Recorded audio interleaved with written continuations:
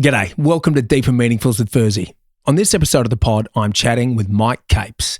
Now, Mike is a great mate of mine from LA. He's also the writer and star of the movie The Invisible Raptor.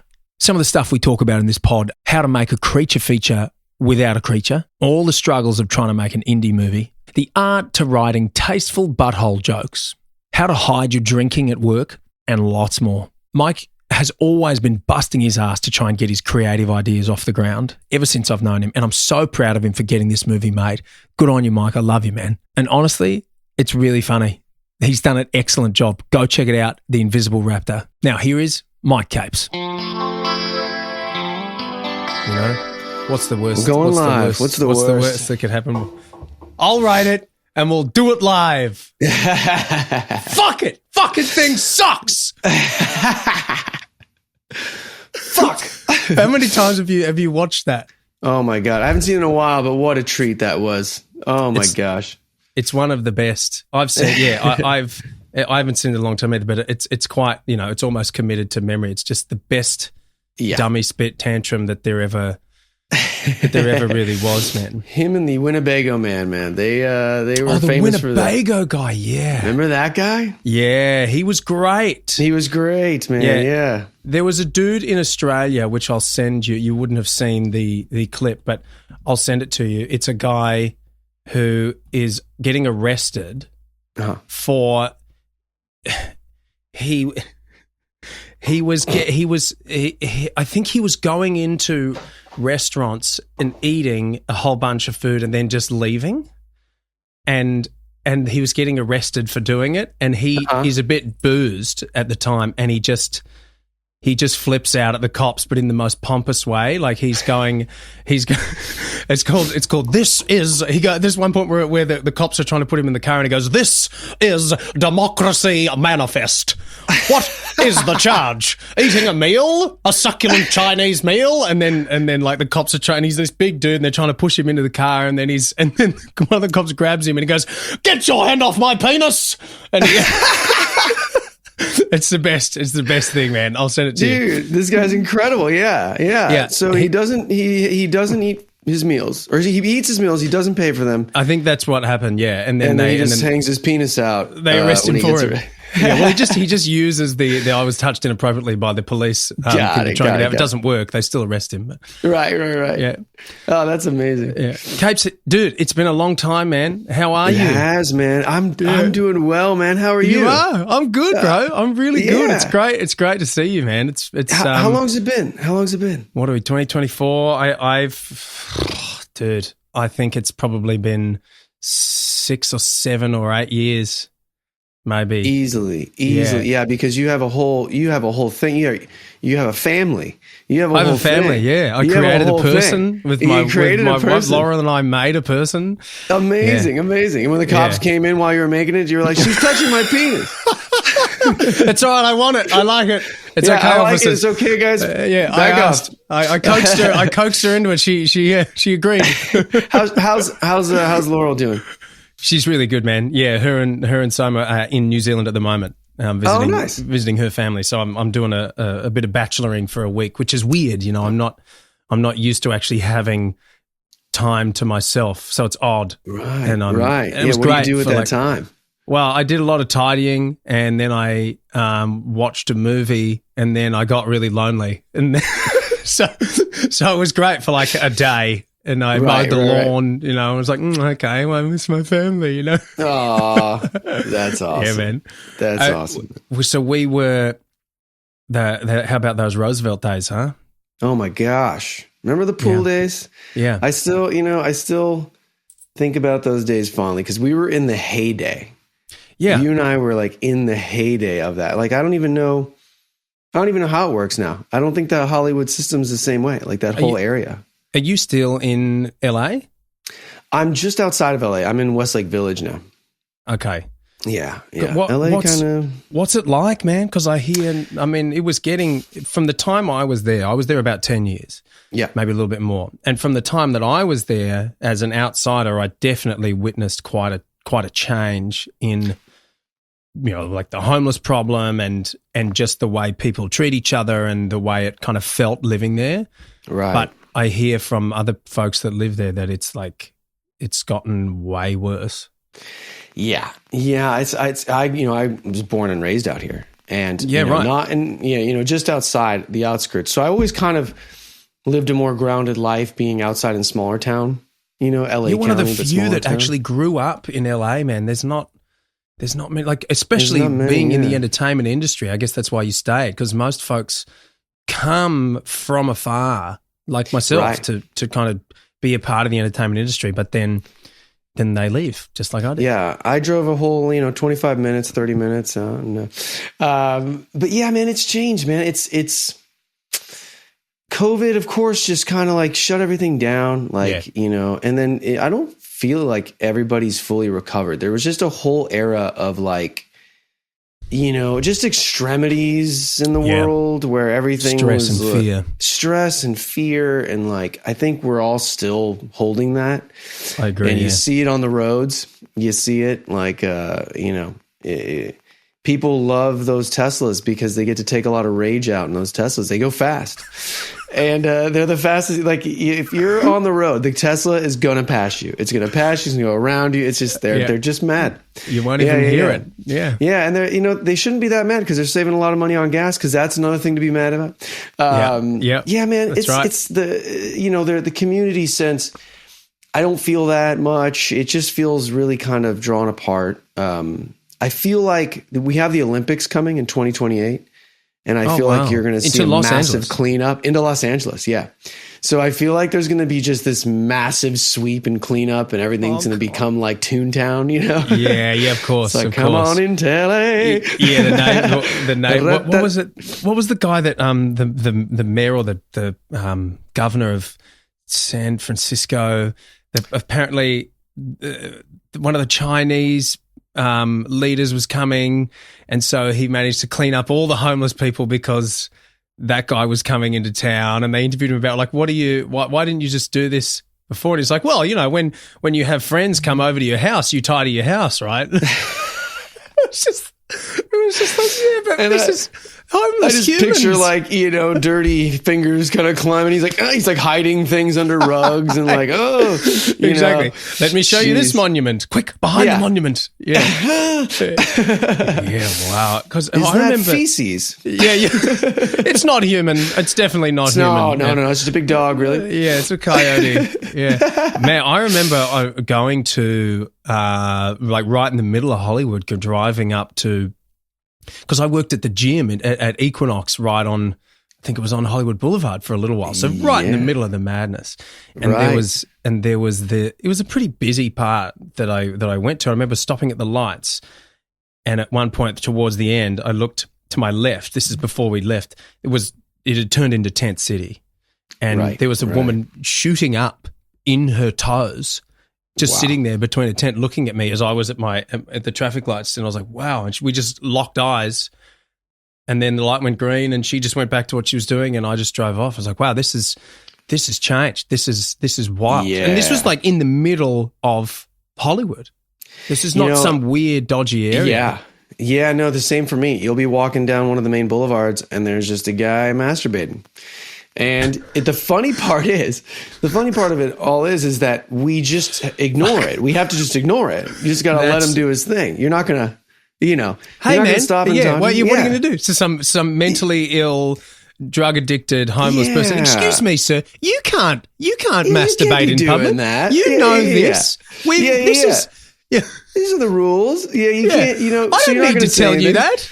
Yeah. And so everybody's just kind of walking by, kind of ignoring it. And I know this is kind of a hacks of life thought, but I thought to myself, if that's your thing, then all you have to do is just dress up like a homeless person, and you can masturbate in all the streets. But if a guy in a suit just decided, I'm going to go jerk off in the street, he's immediately in handcuffs. Just a nice suit, guy can't jerk off. Yeah. But if you just kind of dinge it down and you can just sit and do whatever you want. So take your shirt, or spit on your wife, beat a singlet a bit, and just get a bit grubby, and then take your pants off. Town. Yeah. It's a very Louis C.K. way of getting it done, isn't it? It's one of those things where it's kind of like, yeah, you're right. If I have, if I have to tell, like if you don't know, then me telling you is not going to fix the problem. Obviously, there's something deeper. It's like peeing in the pool. You're allowed to pee in the pool. You're not allowed to pee into the pool. Right. Like you're not allowed to pee in the pool. But, But it's it's unspoken. It happens. And then, but if somebody stands there and just pisses right a stream, like a fountain or something, that's just not, they're immediately arrested. Yeah, that's unacceptable. You've crossed the line. Yeah. You've crossed the line. The unspoken rules of the road. Yeah. Everybody knows that you don't pee into the pool. Get in the pool, man. Do you remember that story? Now, I wasn't there. I think neither of us were there. But do you remember the guy that there was a story at Roosevelt where the guy got fired and he went and ate a bunch of Mexican food or Taco Bell or something, stripped down naked during a hotel pool party, jumped in the pool, started just shitting and doing cartwheels while he was shitting in the pool. I heard that was a true story. Some guy on a revenge staff member who was just pissed that he got fired and just jumped in there. And his name was Mike Capes. No, but I remember hearing that story. I don't know the full truth of it, but it didn't seem like it was like a myth. If it was like something that happened like maybe a year or so before we got there. Or something. Yeah, that's quite a commitment to a revenge story, and it's sad too because the people who have to clean the shit out of the pool aren't the people who fired him. So he didn't really exactly get through. He should have done it. Security was standing around. Apparently, nobody's going to jump in. This guy's just making clouds. And It is a wonderful self-defense mechanism, isn't it? Like just pooing yourself. If someone's trying to attack you and you just start pooing and covering yourself in it, like you just all good. Yeah. I don't know if that's the go-to method in Krav Maga. I don't think that's what they teach you first, but it probably is something they teach you eventually. Down the road. Yeah, on the higher levels. Yeah. And the cops and the cops still. This is actually when you poop yourself, the cops actually themselves go, I'm not touching that guy's penis. I'll tell you that. Not gonna do it. Exactly. You're free to go, sir. Thought about it, but not now. Yeah. Take care of yourself. You've crossed the line. Yeah. Yeah. So, man, you made a movie. I did. How the fuck did you pull this off, dude? Oh gosh, it's such a wild story, man. Yeah. Because you've known me for 10 years there, and when you were here, I've always been cracking at it, and I've found success doing some different comedy bits and different things throughout.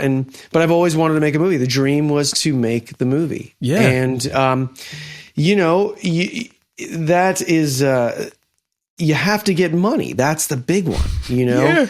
And that's the most elusive. And I'm telling you, big stars will still be like, we got to get this money to make this film. I know how this is working more now. And we had, it was during COVID when I had seen the idea for the Invisible Raptor.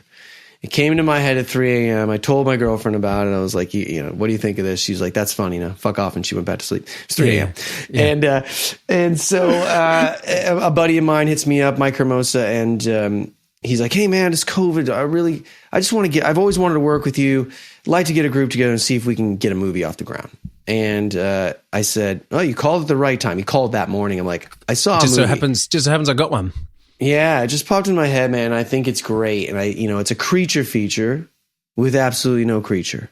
So we can save tons of money on special effects. Yeah. And I'll take it one further. We're going to do the hardest special effects there are to do, which are the Jurassic Park level dinosaurs. Yeah. But we don't have to show them, so we don't have to do any of that, which is awesome. So, so Invisible Man meets Jurassic Park. And yes, I said, dude, we'll do like a fun comedy. I've already got these scenes. I'm pitching him scenes. He's laughing his ass off. He goes, yeah, he was going to throw some pitches at me. He's like, forget my pitches. Let's roll with that. So I called my buddy. Yeah, man. And I called my buddy, Johnny Wickham, who I've been writing with for, almost 20 years, sketches and digital comedy and different things. And he was working with me on Hacks of Life. And I was like, hey man, you want to write this with me? And he was all in. He's like, yeah. What else are we doing? We got nothing else to do. Let's write a script. Yeah. So we wrote the script and we went further. We made a pitch video. We made one sheet. We were kind of like really lining things up. Oh, you did a little pitch video. How long was that? I think the video was under 5. It kind of like, and I had wardrobe. I made the wardrobe for my characters, same wardrobe we used in the movie. Oh wow! And yeah, so did you shoot a scene? Not a scene, but we kind of did interviews with the characters, and then we just had an empty director's chair for the Raptor, and we knock it over, and it's like, and it's talking as well. Yeah. And so we had the merch. I even made the action figure, which I can show you. I made this before we made the movie. We made an Invisible Raptor action figure. No way, dude. That's amazing. That's great. How did you mold the plastic? So we had this made. We had the plastic molded. And the best part is when we had it made, the company was like, so you want us to put the blister pack on the cardboard? And we're like, yes. And they're like, what about the toy? We go, no, we don't need that. They're like, are you sure? They we're having such a hard time comprehending it. And then on the back, it shows you how to play with it. And this is fantastic. Wow, you really committed to this. Really committed. So we had this toy. My favorite joke, by the way. Can you see? Collect them all.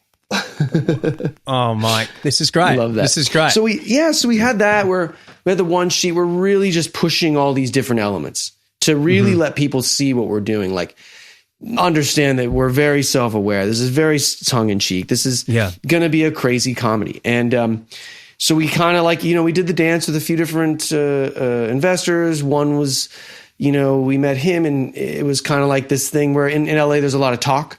There's a lot of, the money. Talk. We got the money. I want to work with you. Yeah. And then, nothing. Unless the money's in your account, you don't want to tell anyone because a lot of times it's not. And the old LA flag.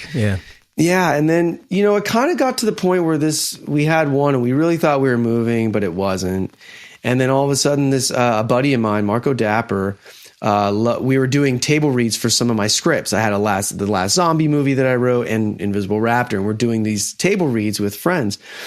And Marco was like, dude, your scripts are so good. I got a buddy who just made a movie and he's looking to produce. I want to tell him about you. So he didn't send the scripts, but he told him about me.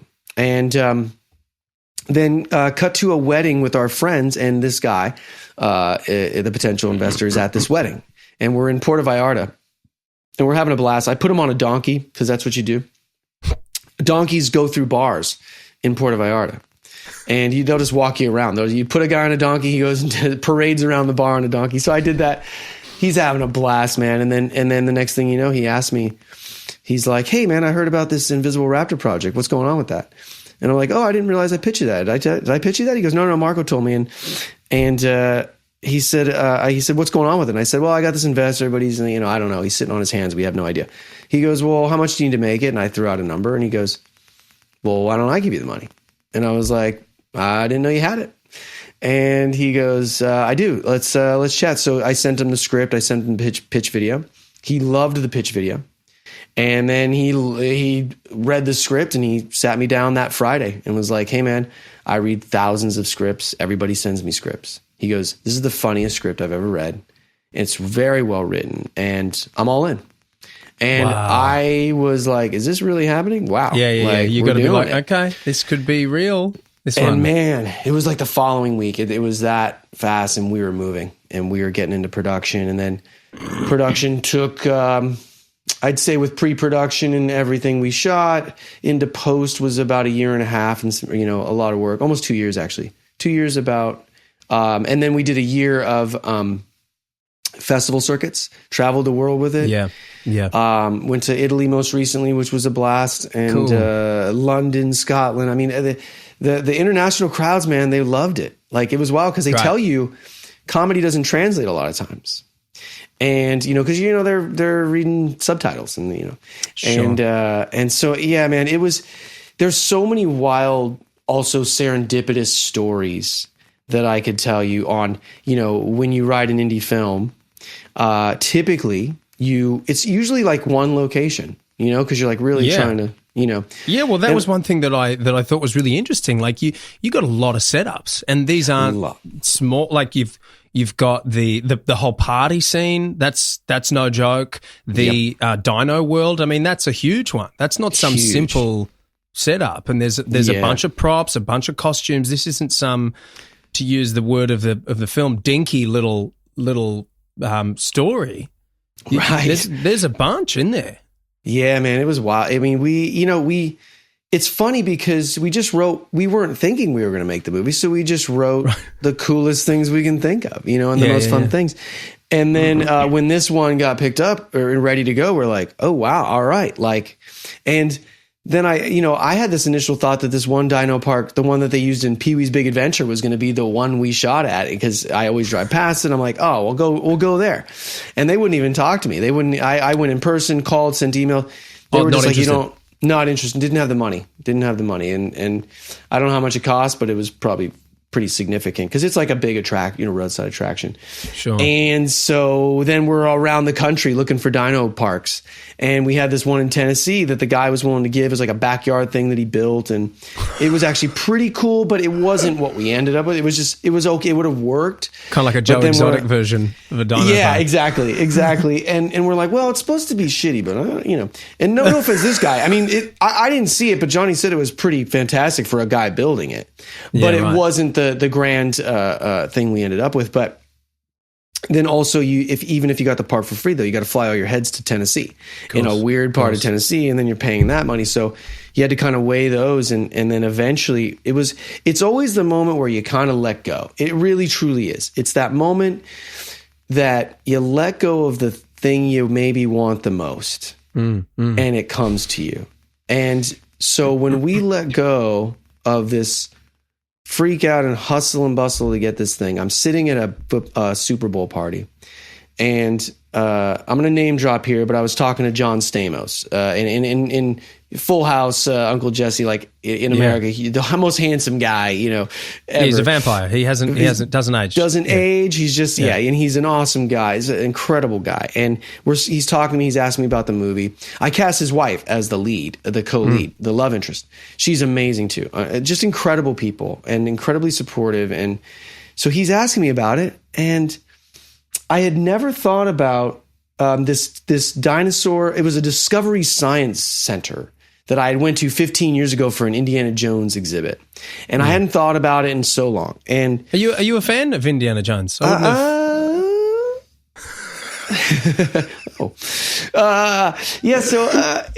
remembered it popped in my head at that moment. I'm like, I went to that Discovery Science Center. I'll mention that to him. Yeah. So I go, it's kind of like the Discovery Science Center in Anaheim. And he goes, my sister works there.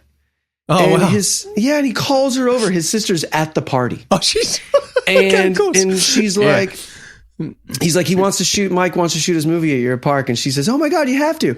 And after a few talks, they ended up letting us close down the park, shoot there for 5 days, overnights. And we got, the place is incredible. Dude, it's amazing. Everything. Yeah. It's perfect. I was so impressed when I first saw that. I was like, wow, this is great. Like, did you build this? How did you get permission to shoot this movie here? Like, it's amazing, man. Yeah, thanks, man. It was wild. Yeah. It was serendipitous. It was purely and we couldn't have never afforded that ever. Sure. But it was just the sheer moment of telling him in that moment, and his sister happening to work at the place that I mentioned, and boom. Yeah. Right time, right place, and it was perfect serendipity, and that happened a lot. Yeah. Wow. That's cool. I think what's really great about it is it sounds very much like the people that were involved fell in love with the story and with the script, and I think that it seems as though that is kind of what you need with an indie film, because 1,000%. It seems like it's because I've written a couple too, and I'm obviously haven't got any made, but right. in talks with got a director and a producer on board and trying to find the money, man. It is right. God, it's so tricky because the money people, as you very well know, they aren't creative people more often than not. They're just money people, and they just want to go, how do I turn this into more money? Yeah. And quite often, and tell me if this has happened to you, but the one thing that I've heard a few times is they want to change, they want to make creative decisions, but they aren't creatively minded.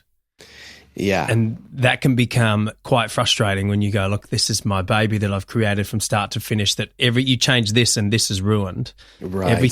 Everything has its place for a reason. And then, but there's money people trying to make creative decisions. That's where we got, man. We couldn't have gotten luckier with this guy. Not only is he he's a great friend, and just a great dude. He give us any notes. I think he had us change one little joke, and we're like, easy, and we made a better joke. Right. Because he's an actor as well. He's an artist as well, and he is out there helping people, like, you know, make art. Yeah, and that's what he believes in, and he truly does. Like, that's what he's all about, and we lucked out. He literally let us make the movie we wanted to make, and we did. Wow. I mean, you know, obviously, you know, within a budget range, so there's certain things you're not going to get, but you know, the stuff we pulled off, you know, a truck chase scene, you don't see those in little indie films, you know, and there was actually a lot more VFX than I had thought there would be. There was a lot more gore and a lot more special effects than I had thought. So it was impressive, and yeah, they're goofy. Yeah. But being goofy, you can kind of get away with it being less realistic because it's meant to be funny. I mean, it's an invisible raptor, for fuck's sake. Like, that's the beauty of that concept. Yeah, yeah. We wanted the campy gore to be just as jokey and fun as the jokes themselves. You know, we wanted it all to play. But we tried to, we had some scenes that we felt like, hey, this is pretty good tension, man. Like, we're doing some tension release, but we're having fun with the camp because, you know, it's just way more fun to see the blood splurting and the, you know, and all that practical stuff. So totally. What did you make the massive pile of shit out of? That was a combination of, there was like clay, I think there was cake. There was a lot of shit. A big. To quote Jeff Goldblum in Jurassic Park, which we somehow did not do in our movie, but he just, when he sees the Triceratops shit, he goes, "That's a big pile of shit." Yeah. And man, we had it, and it was a combination, because we had to have you know, the outside texture, the textures on top. Yes. There was chocolate, I think, because this is not for anyone. If you haven't seen the movie yet, this is not just like prop shit that's in the background. You guys are digging around. You know. It's the MacGuffin of the movie.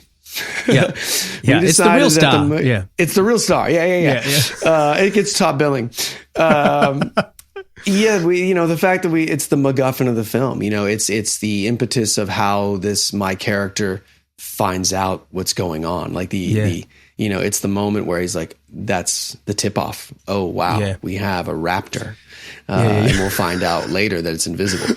Well, that's because I have this thing where you know how you remember random shit from school, like primary school and high school.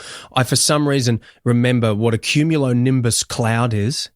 And I remember what coprolite is, which is petrified feces. And then you're holding up this thing and you're like, you know, this is a coprolite. I'm like, oh, that's dead shit. That's, you know, that's like poo that's turned into stone. I was like, why do I remember that? And I thought, why are you putting this in the film? This is so weird, Mike. And exactly, you're like, it looks kind of like a croissant. And made out of old tires. Made out of old tires. And I was like, it actually does. That's a really astute observation. And then, of course, in good writing style, you know, you don't introduce anything if it's not meant to be there. That was it tied back into the real raptor shit, and it was I was like, wow, it's dead on, you know. And we may have taken some liberties with the fact that raptor shit may be that distinct, but you know, who knows? Yeah. Who knows? We don't know. We don't know, and we don't know. Yeah, that's we know all of our information about dinosaurs from Jurassic Park, so I guess we could bend the rules a little bit. That's right. That's been a great, that and The Matrix, two of the greatest documentaries ever made. Amazing. Yeah. So, what was your budget? What did you end up spending on this thing? You know, they never let us tell. They never let us tell. Okay. Can I play a game with this? Can I actually ask you a question?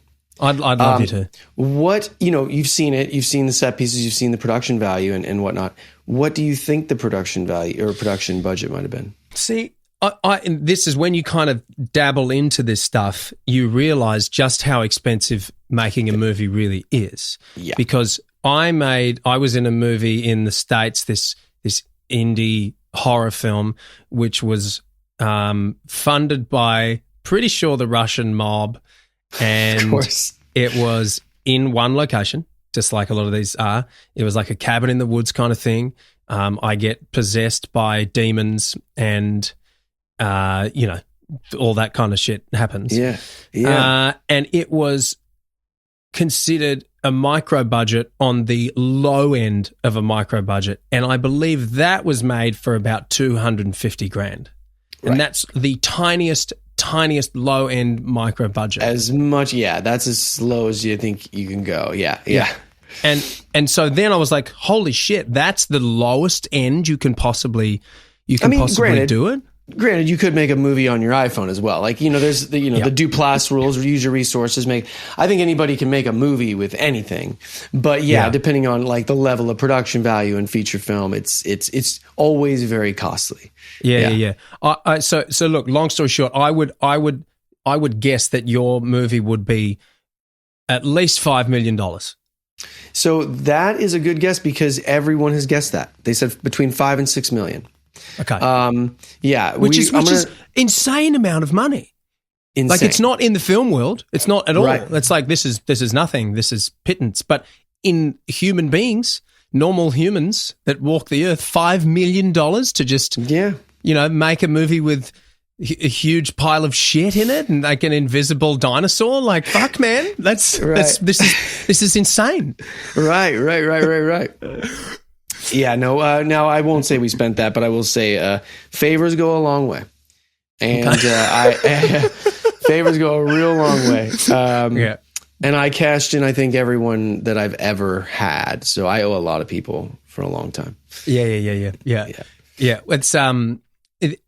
It is an interesting concept. I was thinking about the movie after watching the whole thing start to finish, dude. It is so ridiculous.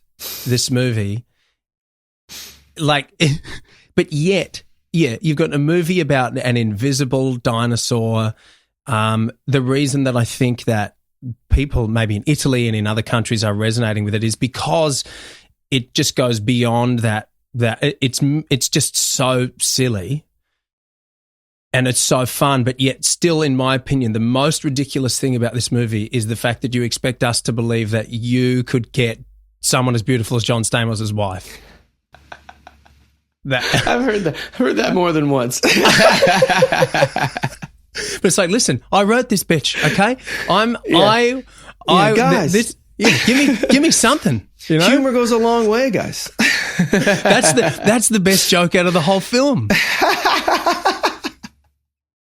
Yeah, the farthest reach, invisible dinosaur. Yeah, getting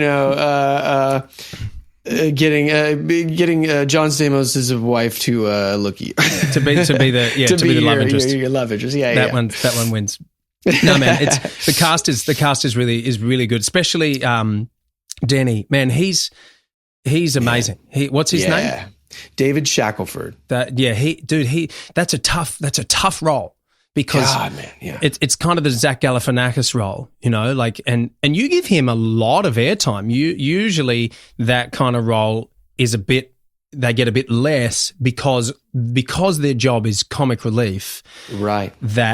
That's a hard thing to do because every time that kind of character is on screen, it's meant to break tension. It's meant to bring a laugh, and that's not easy. You can't always. It's challenging to always be funny. So I think that the few and far between thing for that kind of role always works really well. But you've given him and that character a lot, and man, he pulls it off. He is a funny guy. He does so well, and I really believe that he's a person. It's because he could have ruined that movie. That character could have. If you got the wrong guy, the movie would have just been ruined because it's like this guy's too much. That's dude. That's a great point, and I will say that. After looking back, the original character of Denny was written a bit more grating. He was a bit more grating. And if it was played that sort of, I love Danny McBride, but if it was played sort of in that more Danny McBride realm, we all think now would have been too grating. But when we signed David Shackelford to play it, he sent me his audition tape and I'm like, man, this guy's got heart. He understands this, and so when Dave and I were working together and rehearsing, we were talking about it and talking about how this movie's the theme is about shitty parents, and my character is he thinks he's like shitty parent adjacent. He just hates kids, but he also but he's teamed up with this guy who his dad was not nice to him, not great to him. He had a shitty dad who was giving him gifts saying, open this when you get a friend. And he's longing for a friendship, but he's also longing for this guy who's a bit more of a father figure to him. So the buddy movie, the love story, is really a father and son story here. And so when we signed Dave on and we saw the heart, and he played it like a 10-year-old. Yeah, he did. And, our VFX guy read the script, and when he saw who we cast, he goes, I thought it was like a 15-year-old. I thought the character was a 15-year-old when I read the script. And we were like, no, he's an adult man, but he's a man-child. And that guy, so endearing. Dude. His approach, endearing. which was perfect. I think that's a really good point. I can totally see how a Danny McBride kind of actor would have been the initial thought, because that, trying to be a man, that kind of almost disgruntled person, but it was so much more. He's so much more lovable being this little kid who never grew up. 1,000%. And he's real funny, man. His timing's great. Yeah, such a good actor. He, truth be told, we had cast him after we had been working with others, and he came on 3 weeks before production. And he came because I needed to cast him. To get it right. We were going, and we had to get it right. And I called my buddy Dante Bosco, who's in the movie as well. He famously played Rufio in Steven Spielberg's Hook. Yeah, I called Dante. And he's hey, been man. in every single sketch that you've ever made, right? Everything. Yeah, he's just the best. He's the most supportive, coolest dude. Yeah. And I just keep popping him into things. And so I called him and I was like, hey, man, it was the last minute. I need a guy. And it's 100 pages of screenplay this guy's in. I need a good actor. He goes, man, the guy that comes to mind right now is a guy I was in acting class with 15 years ago. But he hasn't acted in like 6 years, man. He just left. Oh, wow. So he'd been on the couch. He'd been on the couch, man. And I said, can you send me something? He goes, well, he was in Kingpin, and he was in Something About Mary way back in the day. He was in the Fairley Brothers stuff. Yeah, and he was great. And I remembered him from those. But I was like, hey, can you send me something recent? He sent me a YouTube video where he was kind of like a survivalist guy. And it was kind of crude. It was just a wide, and he's sitting out there, and I'm watching this, and I'm just watching him. I'm like, I'm not worried about production value. I want to see this guy. And I was like, this guy's got something. So I called him. I said, would you mind doing a tape? And are you available? He goes, absolutely. And I'm available. And we hit it off so quick. And I said, if this guy nails the turn on this audition, this tape, we're gold. And he did. I called him immediately, and we cried on the phone because he hadn't worked in so long. Yeah. He kind of left it all behind a little bit. And now I hope he comes back full force, man, because he's brilliant. He's just brilliant. And he's such a great actor. And so, oh my God, just working with him as much as we did. I mean, him and I worked. Oh yeah, you're in like basically every scene together. God, every scene. There's even a bunch where he's probably got equal amount of screen time as you do.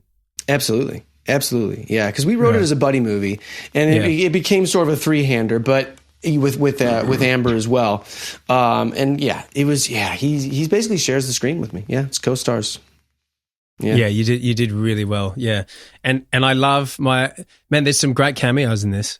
You got Mr. Heckles from Friends? Mr. Heckles from Friends, yeah. Fantastic, dude. Larry Hankin. Yeah. God, I maybe 13 years ago, I did a pilot presentation piece. I might even showed it to you when I was at Roosevelt. It was called Nobodies, and we did this. It was because I was a substitute teacher for a while, so I wrote a little series about it. I remember this. Remember this? And yes.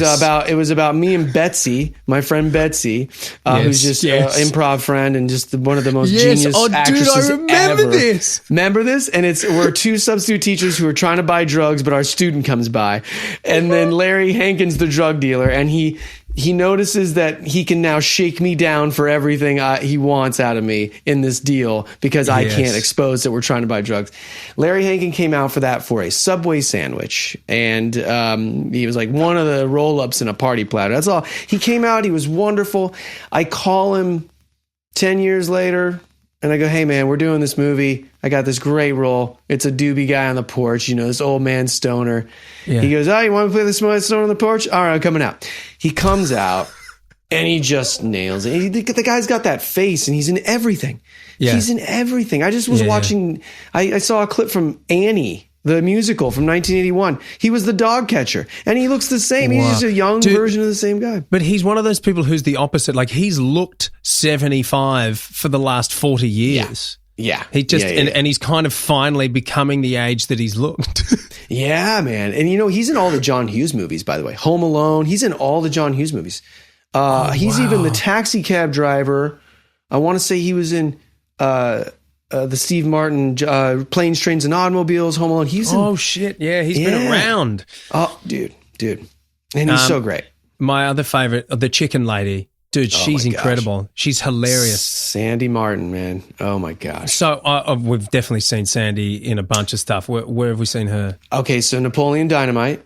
She played Napoleon's grandma that goes on the ATVs. Yeah. And then if you the one who says, get yourself a quesadilla. And then, that's right. Yes. And we actually had a quesadilla moment. We had to cut it for time. It just didn't work, but we had her do a quesadilla nod. Okay. That's how that everybody says it in Australia, because there's no Hispanic culture down here. So people genuinely so that joke's not funny for you guys. You're just like, she's just saying what it is. She's just mentioning food things. Yeah.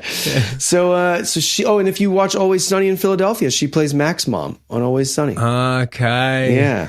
Amongst a million, she was in Tim Burton's Dumbo. She was in. Oh my God, she's been in. Oh, she was on the show Ray Donovan for a long time. Yeah, man, she's just. Yeah, just one of those just awesome character actors. I mean, we got so lucky. With her, she's just a genius. She's just brilliant. She's great, everything man. She says is funny. She's so funny. She's a couple of my two favorite lines from the movie. She's got one of them was, these are my two favorites. I couldn't give a frog's fat ass what you look at. Just don't break any of my merchandise.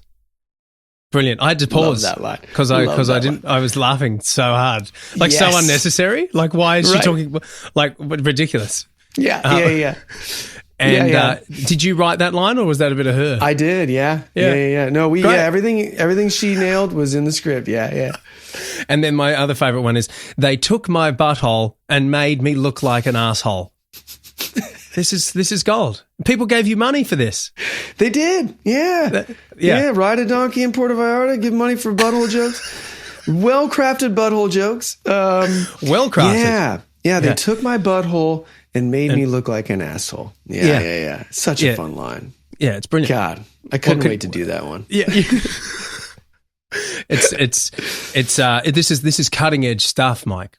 A cutting edge. Yeah. Top notch, high quality butthole jokes. Could you imagine, back when you first started, I'm going to be an actor, I want to make movies. If someone could have told you that line is the one that's going to be in the first feature film that you make, you'd be like, wow, okay, what's the journey up until this point? How did we get there? They're like, no, you opened with that. No. How? And then I'd be like, thank God. Yeah. Because that was another thing. I remember what a cloaca is as well from school. Yeah. For some reason too. And there was a lot of these references that I was like, geez, this is weird that I know what these things are. And why is he talking about these in Are these going to pay off? Yeah. They really did. They really did. Yeah. Everything. Yeah. We learned a lot about planting the seeds and paying them off. And hopefully not ever leaving some thread loose, Yeah. We did a pretty good job, I think, of making sure the holes were all filled, which, that's what she said. Yeah. Or, I don't know. How long did you shoot for? So the initial shoot was 19 days. And then we had about 6 days. Yeah, 19 was planned. And then I want to say we had 6 days of what we would call pickups, but they were really just extra days we needed. And then we had some what we called skeleton crew days, where we're literally just out with the director, our camera, me, just B-roll in the truck running, some inserts and truck chase inserts. And we went to my mom's neighbor's house to shoot bathtub attack. Okay. Just anywhere you could shoot that worked, I'd go and scout friends' places and say, hey, this works, and can we use it? And yeah, lots of that, man. Oh my God. The barn. Okay. The barn at the end of the film, the big red barn. I was like, I really want a big red barn. I saw it in my head.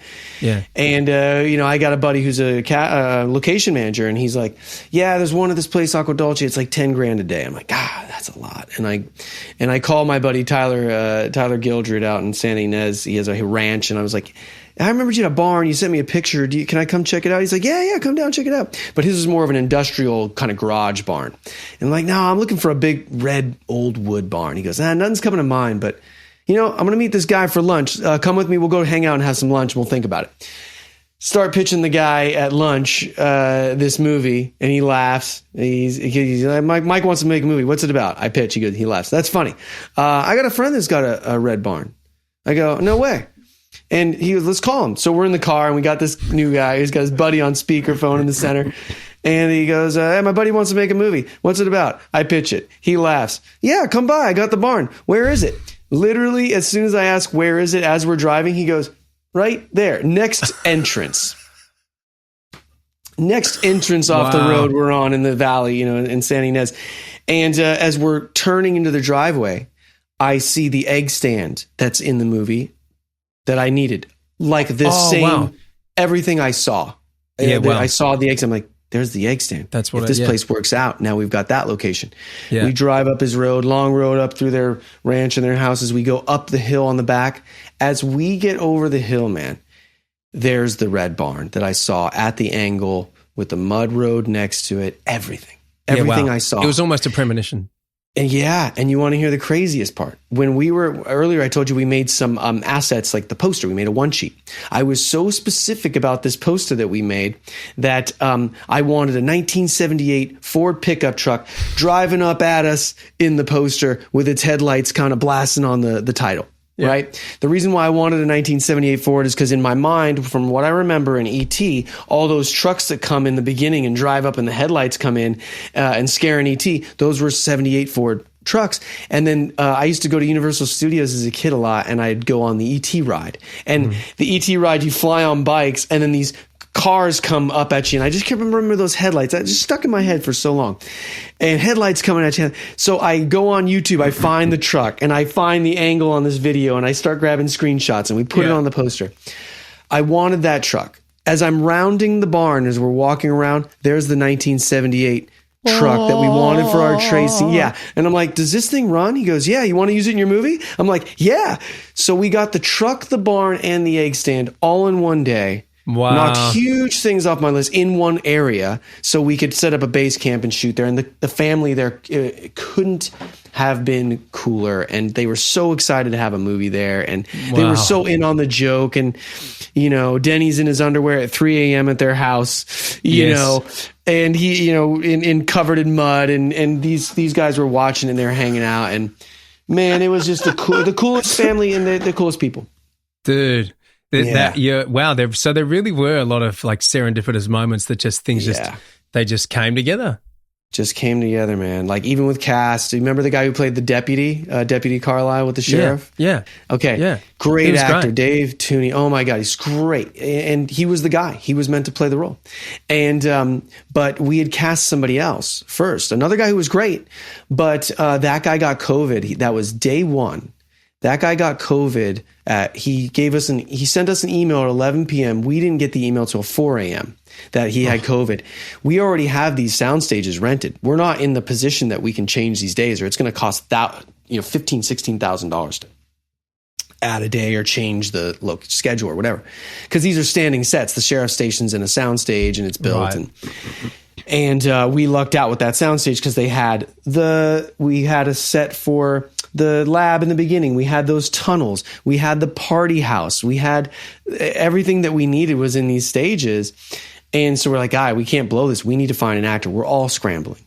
But our director, Mike Cremosa, calls he was the other choice. He calls Dave Tooney and he says, hey man, Dave Tooney wakes up for some reason. He answers his phone at 5 a.m. And the story he tells us is he goes, man, first off, I never wake up. I never wake up before 9 a.m. normally, 8 a.m., 9 a.m. or something. And he goes, but also I have a rule that I don't look at my phone. I don't scroll. I don't look. I don't want to answer it. I want to do my stuff, then look at my phone. He goes, I woke up 5 a.m. and I felt compelled to look at my phone, and there was your call. And he showed up that day. He was not only available, he showed up in the next 2 hours. We had a 7 a.m. call. He comes to Chatsworth and just had the monologue. He crushes it. And he was the guy. He was the guy for the role. There was just no doubt. It was the same as Dave Shackelford, that Dante thought of him to come and be. Yeah. Oh yeah. Oh yeah, dude. It's he was really funny too. He was really funny. He's that funny. Kind of. Oh my God. Yeah. Wow, man. And what a cool thing to see.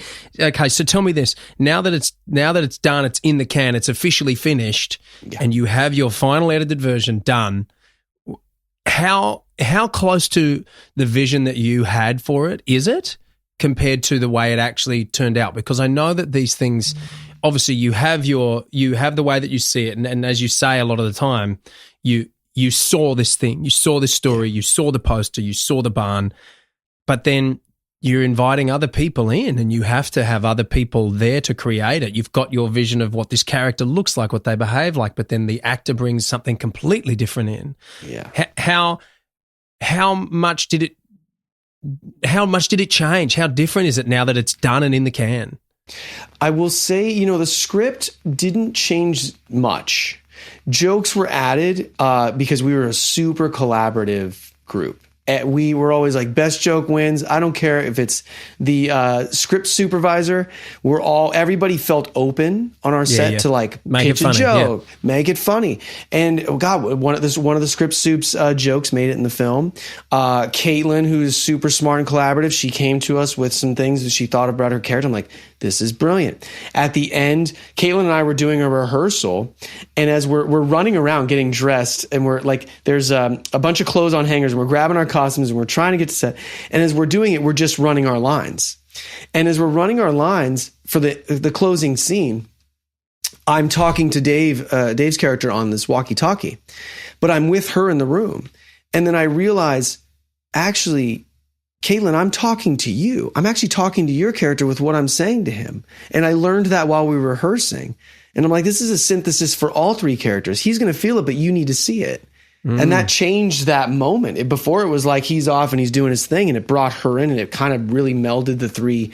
It made attrition for what he went through, or what he was going through with her and their past. And it kind of all came together really nice and made those lines work. So yeah, there was a lot of like just little things, little nuances. The actors that we brought in, my God, I mean, they nailed the lines, but they brought nuance. They brought, you're watching them, they're feeling, they're living in these characters. I don't think we had one there. I think everybody in the cast was so brilliant. The kid we got for Elliot, the Golfieri twins played Hannah, which is one of my favorite scenes in the movie. Just deciding to get rid of a girl halfway through the movie, just put her in a car and send her on her way. Nobody does that. And we were just like, yeah, let's do it, man. Like, we don't need her to go on the adventure. Let's just put her in a car and let her go. Yeah. And in the script, it says, you'll never see Hannah again. The brutal child hating gag, it slowly creeps up. Like at the start, like there's and it's such a bold gag to make, but man, you guys really lean into it as the movie goes on. Like the first thing that I noticed is when she goes to give you her number. And she just starts using her child, or who we think is her child, to write on her back, and she's like, "I'm not a whiteboard," or whatever she says. Yeah, I'm not a table. I'm not a table. Yeah, and I was like, "That's kind of shitty parenting." And then there's another one when she's on the phone and she's talking to her, and then the phone rings and she just walks away from her as she's talking, and it's subtle, but I was like, "Man, you're a terrible mother." And then. And because you told me we hate kids in this movie in the message, and I was like, yeah, cool. I was ready for it. I was like, wow, this is kind of just dark. Like, and then it gets more and more like, no, like she's not even get out of here. You're not even my kid. I don't even care. Just put her in an Uber and send her off. One of my favorite things in the movie, hands down. I when we were doing it, oh my God, that actually there was a tiny tweak there in that scene. Marshall, our editor, DIT guy, he was on set with us, and he was like, let's do a take, Mike, because we have alluded that you think it's your daughter, but the line in the script didn't have me saying our daughter. It had me saying like, your daughter to her. Meaning like, I think it's yours. I don't think it's mine. Yeah. We tweaked that. And then when we saw the edit, we're like, oh, he has to just assume it's his. Yeah. Because when he's like, I haven't seen you in what? And I look down at her 10 years. And then you're just automatically on board going, oh, this guy thinks it's his kid and he left her. And she's coming back into his life with his kid. Yeah. And that's why that moment is like, oh, thank God it's not. I didn't want to call you because of this. Yes. So brutal, dude. So brutal. Oh my God. Yeah. We went, even Chance the Raptor's parents are shitty. The guys who raised him were shitty to him. That's right. And that's why he's kind of a dick. I don't think he's a total bad guy, Chance. I think the Raptor is just a misunderstood creature who shouldn't be in this world, and he's eating and fucking. He's just he doesn't know. He doesn't know. But also, he had shitty parents. He was in a cage. That's right. Yeah, there's a moral, ethical message in there somewhere. Yeah. Don't be shitty parents, or your child might eat people's heads, I guess. Yeah, totally. Or at least, the very least, turn into shitty parents themselves. Like, exactly. Sending children off in Ubers to the middle of nowhere. And then, gosh, when the mom says, to Elliot, when she's just the worst to him, you're going to end up being a pile of shit. And then when he ends up being a pile of shit, she's like, oh my God, I said he was a pile of shit. That's right. My son. Yeah. My God. Yeah, that's right. It's a very prevalent theme in this bad boy. Very prevalent. Yeah. Shitty parents. We're going to keep that going in the sequel, I think. Yeah. Well, that was going to be. You have to. So what is there sequel? Are you writing more? Yeah. I pitched one. I love it. It's, I don't know how much I can say, I guess. But think Christmas time, and think like Invisible Spielberg County Gremlins, maybe, cool, or something. Let's explore the world a little bit. Oh, cool. Yeah. So maybe not Raptor, maybe something else. Well, Raptors, okay. Because at the end we leave the eggs and we leave some like an alien type of that's right. conclusion that's open-ended. So have you written it, or you've just got an idea? No, we're writing now. Yeah. Very cool, man. We're crafting that script now, yeah. Dude, it's so exciting. I'm so proud of you for getting this thing done, man, because I know how hard you have been working on this kind of thing, constantly cooking up ideas, writing pitches, shooting sketches. This is what you've been doing relentlessly ever since I met you, and probably long before. And to see that you actually got a movie made, just period, that's amazing. But about an invisible dinosaur, it's just amazing, man. I'm so proud of you, dude. Well done. Thank you, man. Thank you so much, man. Yeah. Gosh, what a journey. I'm so grateful, man. Like, it is funny that the first one's about an invisible dinosaur. That's the one that clicked. But yeah. When we were writing the script, though, we're like, man, this lends itself to so many things we want to do. And it's just, it kind of became the perfect launch for us, for our comedy and our style. And, now we get to play, because we didn't do parody. Which we love Airplane. We were looking at those movies, but we didn't want to do a straight up parody. This was more of its own story, original characters, original story, but and the actors play it straight, and it's goofy and high premise and crazy, but we wanted to keep it more homage-y, more nods to the stuff we grew up on, and not just a parody. So, yeah. There's some parody stuff, but sure, but no, it's not. It's definitely not a straight up parody, which I would have said is probably your specialty. With the Hacks of Life stuff, you've done. Yeah, you've definitely done a lot of that. So it's interesting that this is, carried in. Yeah, those nods. I do a lot of nods. Yeah. Oh yeah. Yeah, you can tell I love movies. This is my big love letter to Steven Spielberg, man. It's Well, I mean, I love you're looking at your jumper and the poster behind you. It's just an almost exact rip-off. It's great. Yeah. It's pretty good. Font, hat. That poster is a fun little one sheet we made. That's not the official, but I like hanging it up here. Yeah. It's, it's a nice hybrid of all those guys. So yeah, definitely. What? So I remember you did that zombie thing. Was that a Hacks of Life thing, the zombie one? But you, are you working on those other ones as well? Like the zombie feature? The zombie feature's written. I really hope we get to make it. I love that script. It's so fun, man. It's so funny and fun. It's a great adventure. It's a new way into the genre. And I wrote it a few years ago. Who knows now? But yeah, it's such a great It's so great. So I hope we get more. If this one's a success and people actually watch it, I think there's a good chance, man, that we might be able to make more. So where are you at with the release now? How many eyes are getting on it at the moment? Or you haven't released yet? We release December 6th, which is tomorrow. Whoa. Okay. We go to some theatrical. So we did a year of like touring, but that was all festivals. And then now it's our official limited theatrical. So a couple theaters near LA, one in LA, one in Glendale. And then there's just a bunch like kind of sprinkled throughout the States. And then it's going to be on digital order. You can do it on, Apple TV, Vudu, there's a Fandango and Amazon, all that stuff. All those places. So is that international? Like, where can people watch it in Australia? So we are working on international distribution, and we will be working with Australia hopefully soon. Yeah. I had an interview with an Australian reviewer yesterday, and she saw it, and she's like, "Oh my God, people in Australia are going to love this." Oh my God. Yeah. So hopefully that I'll keep you posted on that for sure, because I hope that's soon. Yeah. Yeah. Okay. So cool.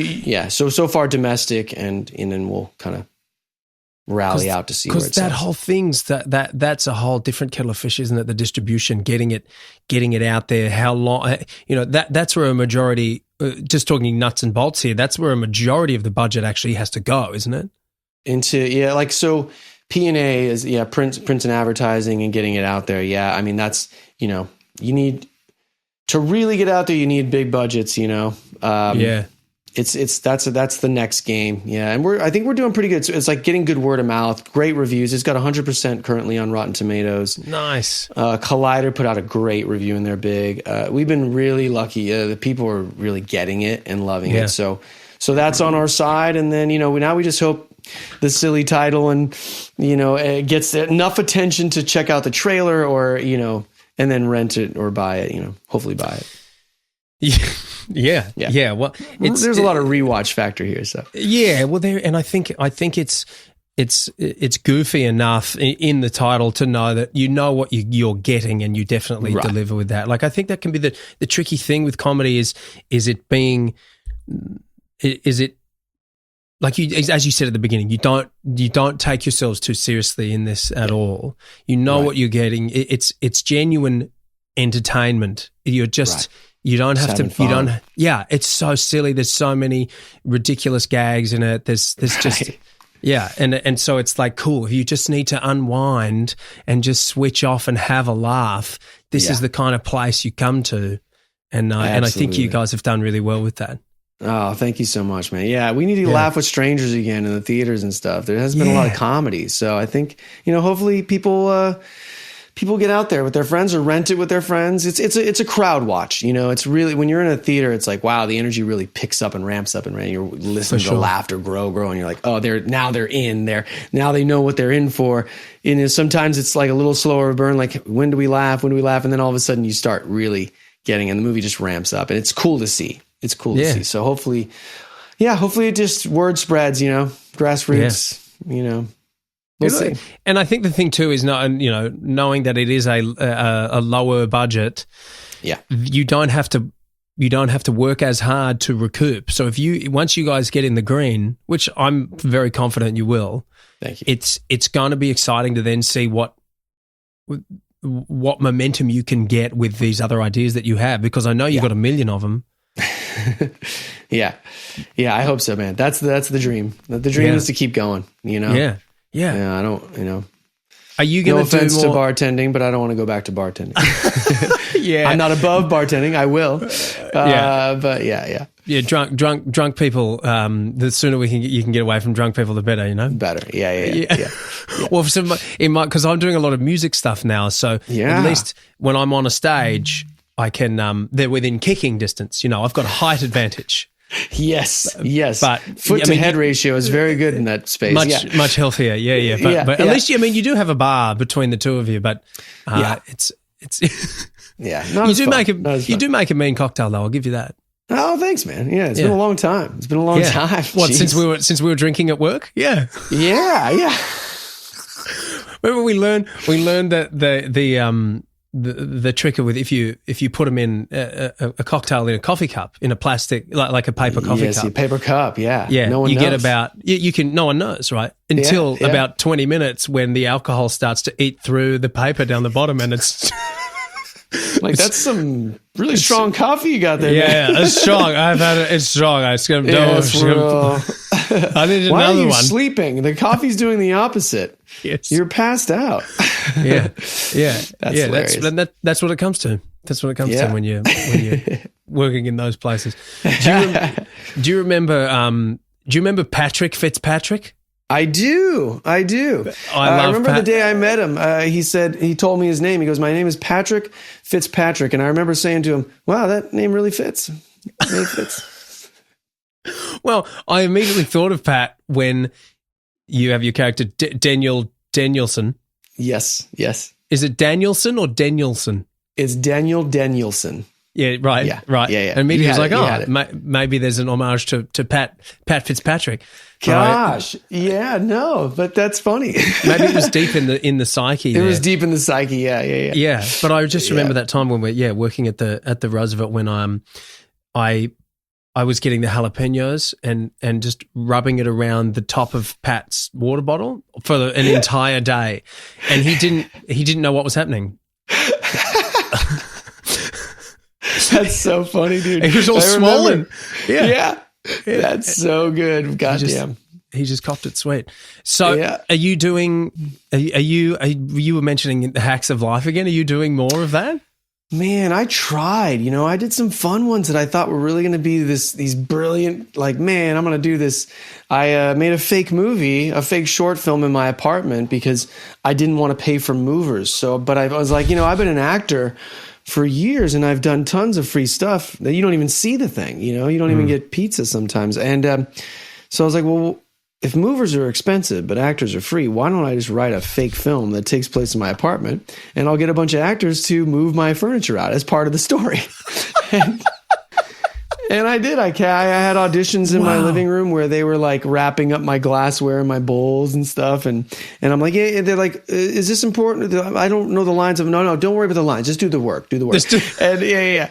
So a bunch of people wrapping stuff up. And then, I wrote like a Paranormal Activity type of movie where I had a bunch of guys, actors that came out in green screen suits. And I'm like, all right, in this scene, this table is going to just start lift up and levitating and it's going to float right out of the room. And you can just take it out there. And into the truck. Into the truck, right into the truck. Yeah, and we had a whole thing. It was so fun, man. And I thought that was going to be great, but, I left for 5 years and then I just drop a half-hour piece of content on everybody. And at that point, the algorithm had switched. And so I might start a podcast there just to talk about hacking life, but in the most positive sense, like people that have chased their dreams. And maybe you did have to bend the rules once in a while, not hurting anyone, but to get into somewhere. Or maybe, just kind of a fun ways that you've chased your dream or accomplished something. And everybody's got those stories. Or maybe it was you snuck into a concert and you thought it was cool. But I might do something like that. I might do something like that. It was always a fun concept, man. Yeah, you was always. I really enjoyed, and your production value was great. And dude, on Invisible Raptor, man, it looks great. It looks really good, dude. Thank you, man. Yeah, Brian Koss, man, and Mike Hermosa designing those shots. But Brian Koss was our cinematographer, and man, we had these great cameras. These guys had their cameras and the lighting. These guys were just, it was unbelievable. When I was seeing the lighting and the setups, I'm like, oh, this is just amazing. This is going to look great. I actually, and I know you're not allowed to talk about it, but I'm getting the feeling that it looks more expensive than it was. I think you're right.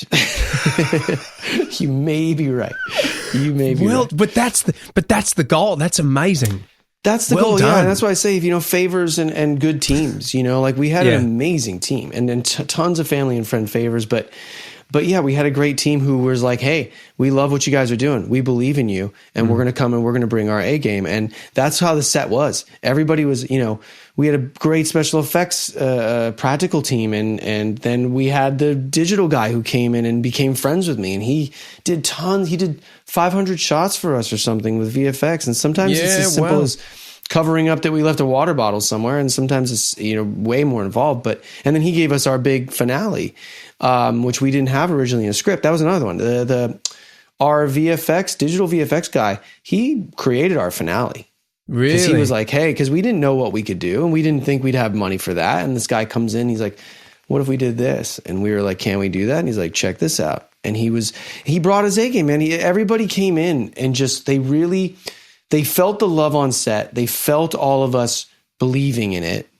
And they jumped in and were like, hey, I'm bringing my game too. I'm bringing what I got. I got this. Yeah. And it was awesome, man. It was awesome. So you had one VFX guy. That was it. One. Wow. He did all of that. All of that. So his name is Dorian Clevenger. He's a good friend now. He lives in Philadelphia. What's hilarious is he's this brilliant visual effects guy, but he still has a landline, and that's how you communicate with him. And like 3 months into our post-production relationship, one day I called him, and instead of just saying hello, he goes, Mike. And I go, hey, Dorian, how'd you know it was me? And he goes, I just got caller ID. Wow. It was so amazing and endearing. Wow. I love, he's just such a cool dude and like a mentor. And he came on and really gave us some brilliant stuff, man. Yeah. So it was very collaborative, and people brought their A game to collaborate. Yeah. And so, yeah, man, that's what we got. It was awesome. Better than we could imagine in a lot of senses. Yeah. Yeah. It's so good, man. I'm so stoked for you, bro. Thanks. Look, where should I send people to? Have you got the website and you said release is working on happening on international release, but not yet? Yes. So international is not yet. I'll keep you posted. I keep everybody posted. It'll be on like say Invisible Raptor movie on Instagram. Yeah. At Lord Mike Capes on Instagram. I do a lot of posting and updates. And then we have InvisibleRaptor.com. That's where you're going to kind of get theater updates, release updates, and then merch. You can get some merch there, like some of your own invisible action figures, and we have these really cool trucker hats. Yeah, collect them all. Exactly. You got to collect all of them. Yeah, they're better if you don't take them out of the package, but you can if you like. Yeah. It's the best. I think it's the best collector item because you don't have to open this one technically, and it'll hold its value. It's so good, man. It's great for shelves. Yeah. Fantastic. Yeah, thanks, man. Capes, dude, thanks for chatting, man. Congratulations. I can't wait for people to see it. They're going to love it. Dude, great chatting with you, man. I can't believe how long it's been since we've been like face to face ish. Yeah. Yeah, I know. This is so cool. You look great, man. Thanks, bro. Likewise, you don't seem to age either. You might have a bit of that John Stamos vampire. I hope action. So. That's why I was able to be slightly believable that his wife would be my love interest. Yeah, that's right. You've got a little bit of slightly, like a little edge there. Yeah. But yeah, man, thanks so much, man. It's so great to see you, man. I loved hanging with you when you were here all the time. I loved your videos. I loved your sense of humor and all the stuff you were doing back in the day. Thanks, brother. And also your music, man. I'm a huge supporter. Whenever I'll a lot of times you'll kind of scan your things, people's things. I stop and I listen when you play guitar, and I'm like, hell yeah, dude, he's fucking rocking it. Thanks, man. And I'll write it. You'll see me commenting there, then when I saw you doing the big successes out there, were you with The Voice, right? Yeah, man. I was right there, just going, man, this guy. Finally, the star's gonna rise, man. Yeah. Oh, look, it's the music stuff is so fun, and it's so confused, the music industry. It's because people they just get their music in all kinds of weird ways, but there's still a beautiful thing playing a gig in front of a bunch of people who want to be there and singing along. Man, it's magic. Oh, dude, it's got to be no better feeling, man. Yeah, and then you get to kick them. I got 3. Yeah, that's right. You can kick them if they get too mouthy. That's why I have these in-ears too. I can just be like, I can't hear you. I can't hear you. Song, let's go. But I got 3 this week. I had one last night. I got one tonight and one tomorrow night with the full band. So it's a full on weekend, dude. I love it, man. So keep rocking, man. That's awesome. Cheers, brother. And hopefully we get to talk more. I want to talk more. If I get a podcast, I'll bring you on. Great, dude. And look, off air, I'm going to pick your brains even more practically about getting a film up and made, man. Because there's a lot of ins and outs that are very challenging, and you've managed to navigate them and actually get it done. So man, I and it's funny. I want to help people with that. I want to talk. There's a million different paths, and it's navigating those waters sometimes. So yeah. All right, awesome, man. Well, dude. Thanks so much. Cheers, brother. Thanks very much. Thanks, man.